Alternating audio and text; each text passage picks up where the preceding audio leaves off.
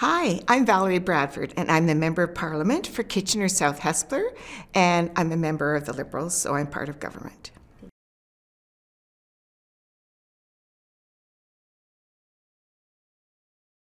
Running for political office is something that I had always wanted to do, but I was a single mother and I raised 3 kids on my own from the ages of 3, 6, and 7. So clearly there wasn't time to devote to any political aspirations. I was working full-time, taking courses part-time, running the kids around to their activities, like a lot of people, juggling a lot of balls. So I had to put that on the back burner until later in life.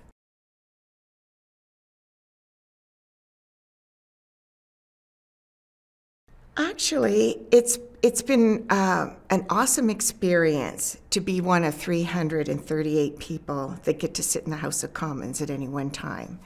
And so sometimes you feel a bit of imposter syndrome when you first get in there. I have to say the second you're in, it feels more natural. And so I think the proudest accomplishment was being able to convince people, enough people, to elect me that I had something to offer as their representative.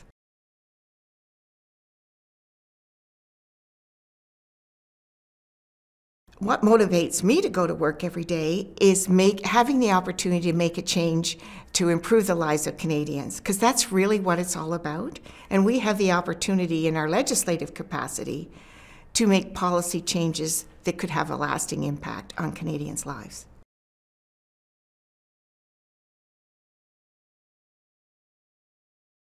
Well, actually, what was surprising to me was how you have totally no control over your schedule at all. Whether you're in the riding or whether you're here on the Hill, you start your day thinking, well, the calendar looks pretty full. That's what my day's going to look like. And at the end of the day, there's probably been 3 or 4 other things squeezed in there. And you're just going from one thing to another, switching gears. So I had really no idea of the pace that there is involved in being an MP.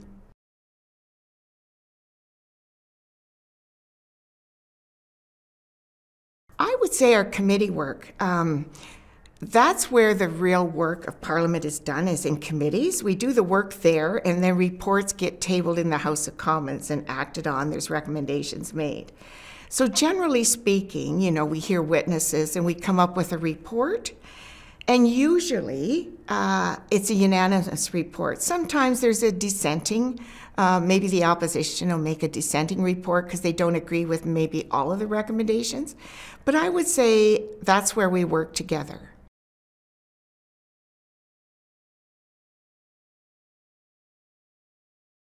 I would say the biggest challenges to democracy today is society has gotten extremely divisive, and I attribute that a lot to social media. People can say things in social media that they would never say to somebody's face. And also, a lot of people, unfortunately, are getting their information or their news from social media, and that's not necessarily accurate. And it depends on what social media channels you're following, what your view of the world is. So I think that's unfortunate, and I think it's made society very divisive, and then politics gets very divisive, and that's not constructive.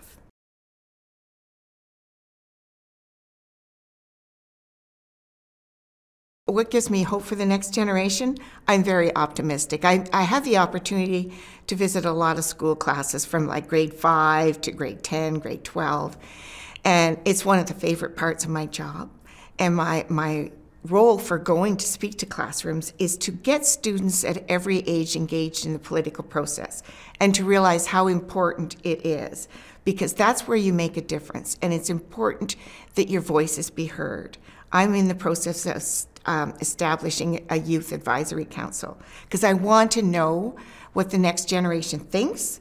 When we make policy decisions in the House of Commons, it might affect me for 10 or 20 years and people of my generation. For the younger generation coming up, it's going to impact their lives for 40 or 50 years. So we need to hear what they say and what they're thinking. And I must say, youth today are very engaged. They're obviously concerned about climate change and the environment. I think they're very responsible. When I leave the class, there's a lot of enthusiasm, and so that gives me hope.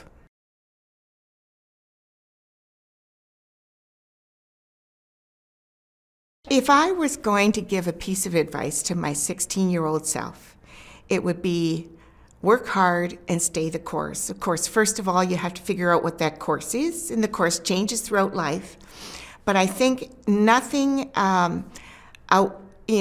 is more important than working hard, because if you work hard, you can accomplish almost anything. And certainly in many races or endeavors, it's whoever works the hardest wins the race.